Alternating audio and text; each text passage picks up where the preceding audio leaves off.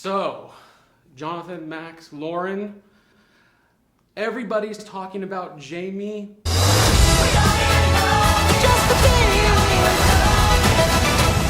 And you don't even know it. You seem so tidy, I don't know how you do it. I don't have as many dresses as you do.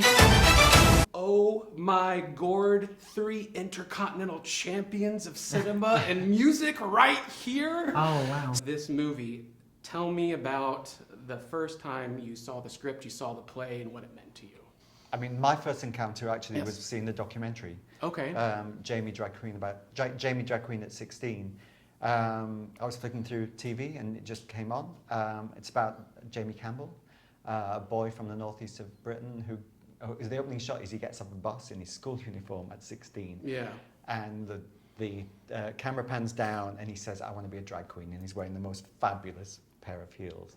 And I just watched that story and his courage and the support of his mom, and that inspired the whole of this, that act of courage. Awesome. What about you? I saw the show. The show was my first interaction with the story. I saw it in London and I heard so much about it, and I skipped school because I'm a bad boy. No, it was a really snowy day, so I went to see the show and I loved it, and the music was just everything to me.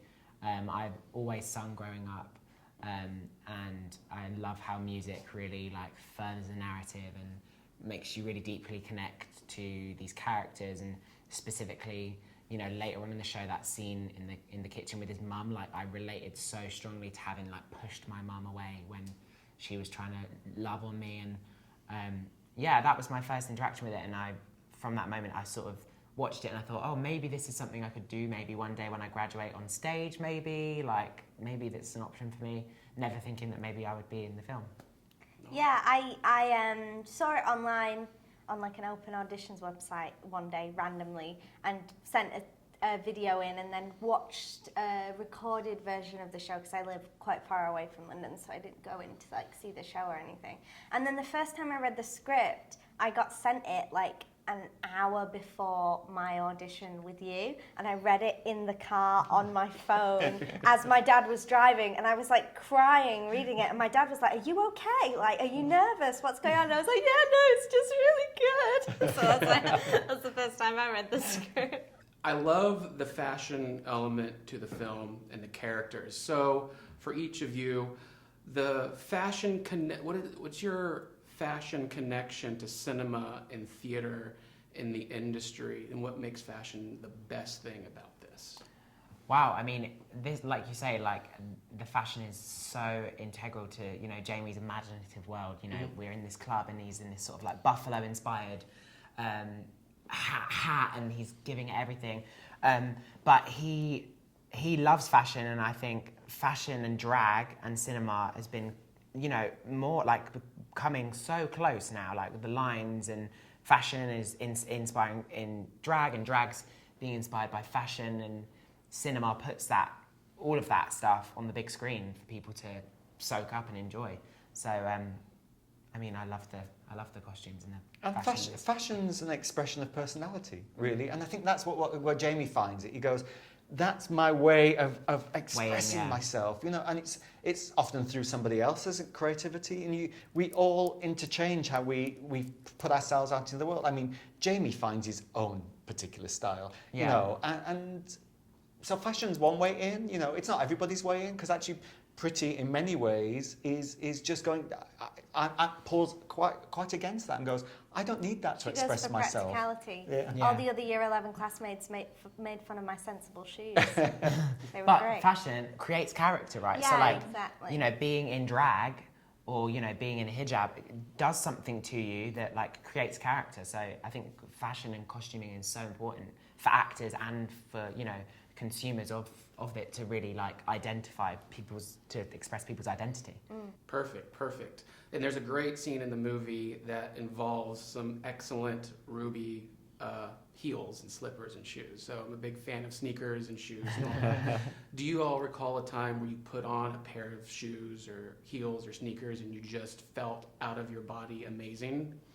We had a screening in LA 3 days ago, and I wore these white thigh-high boots, and I'd had all my hair and makeup done, and I walked out and I was like, I feel Amazing. You looked amazing too, to be fair. Thank you. I actually worked at a sneaker shop Okay.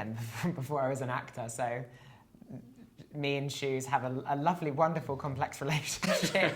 So before that, no, but now like I love the practicality of wearing a comfortable shoe, especially after wearing these lovely heels. Yeah. So I like trainers more for me usually these days. Yeah, I'm a comfort boy. The comfort boy? I am a comfort boy, but I do remember when we were designing the film and Guy brought these particular heels in. I went, let me put them on. And it felt fabulous. And it feels fabulous. I remember when I was 8, my family brought me to see a midnight showing of Rocky Horror Picture Show. Yeah. And back then, and still today, I want to be Frankenfurter. That's who I want to be. So I went home and got in drag and put the heels, and I just like, this is a totally new me. Yeah. And still doing that, which Yeah. is great. Yeah. So I like that. I like the element of putting on the shoes, and it creates this character and this other person. It does. Many actors say that they find their character from the shoes upwards. Yeah, no, it's good. So since this is a great musical, there's some great songs in there. Can you list some songs that were beacons for you growing up? Ooh. I listened to a lot of Queen Yeah, me too. as a kid. Kylie Minogue, Cheryl Cole, Spice Girls. I listened to like Lily Allen and James Yeah. Morrison for me. There was an album that James Morrison, I don't know if he was big over here. Was James Morrison big in the US? I don't know. But he had a song called Undiscovered, which was basically this sort of like pop gospel inspired song, and it's basically all a song about how he says he's not lost and he's not, but he's undiscovered. And I would used to like walk around on holiday with my earphones in, like, I'm undiscovered, like singing this song, like very that, living in that main character of my own movie whilst listening to my headphones. As a Sheffield boy from a very specific time, the Human League Dare album was kind of the thing I'd lived by. So That great songs, and these are ones you definitely listen to, rehearsing and preparing. I live with music permanently in my ears. Yeah. So and my taste is so Catholic in the biggest sense. You know, I listen to everything. I listen from everything from country to old time R&B. I mean, all sorts. I listen to and classical. You know. Preparing for this film, I listened to RuPaul's mix, like essentials on Apple Music, like from start to finish every day to get me in the mood. RuPaul was the only thing that Jamie was listening to in my mind. I was listening to Taylor Swift's Lover album because that had like just come out before we started filming, I think. So that was just on loop. Awesome. I love the element of the film where there's something brilliant and unexpected in an unusual place that, rises. So is there anything in life that you have found remarkable in an unexpected place? Yeah,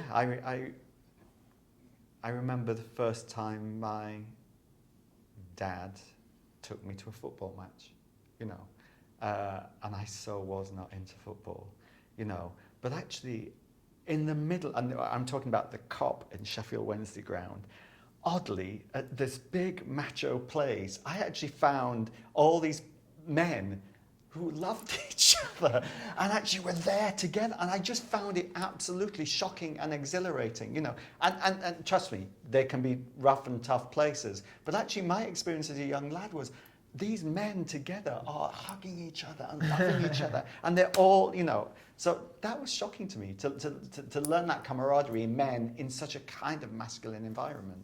I can't think of anything off the top of my head. I think kind of a similar thing for me of like going to like my first like music festival, and they were like it was like a pop punk kind of festival, and again it was like 30-year-old men and me, and it was like, oh yeah, it's so sick, and that like community together was really lovely.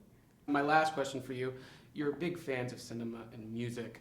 Are there any particular scenes in movies that have always stuck with you, that you wake up and you say, oh shit, I'm thinking about this scene, it inspires me to go out and perform? I think I've talked more about La La Land in this press job than I have about the movie. But I think about La La Land every day of my life. Yeah. Next question. Um, Let's go. Is there a particular scene? every single time I watch it, it's a different scene. But I think there's someone in the crowd scene is my favourite one at the moment. All right, all right. Probably Singing in the Rain when, the famous, Scene. the famous scene in Singing in the Rain really sticks with me. Also, the entirety of Ghost. Oh, with Patrick Swayze? Yeah, I love that movie so much. That movie just sticks with me. I remember watching it with my mum and my dad and just loving that film and loving all of the acting and. There's two films that have really influenced me, particularly with this film. One, Ken Loach's Kes. Oh yes, I love that. Really, because it speaks to the heart of a very specific community. But actually, the scene that really helped glue that particular film with something else is Bob Fosse's All That Jazz. Yes. And when he is dying and he's having that amazing conversation with Jessica Lange, that you can be in that dual place. You can be in somewhere real, and your imagination, your fantasy can go somewhere else. And that really influenced how I felt that Jamie's man. Of course, he's not a dying theatre director. He's a young man about to take his place in the world and be fabulous. But I just wanted that cinema can do that. Cinema can just explode in imagination. Wonderful, wonderful.